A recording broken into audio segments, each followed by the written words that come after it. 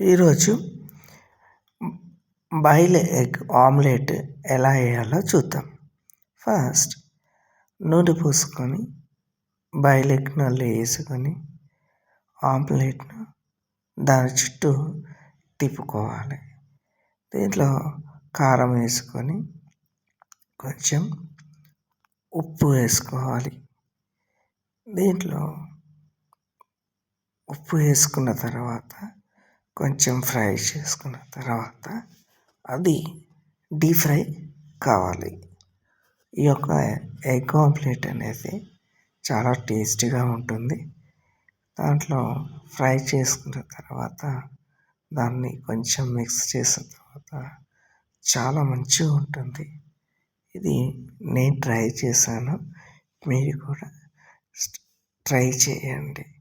Please subscribe and more videos.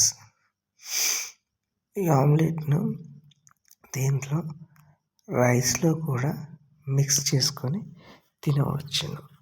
చాలా టేస్టీగా and 1 మినిట్లో మీ యొక్క ఎగ్ ఆమ్లెట్ అనేది బాయిల్డ్ ఎగ్ చాలా హెల్తీగా ఉండడం జరుగుతుంది.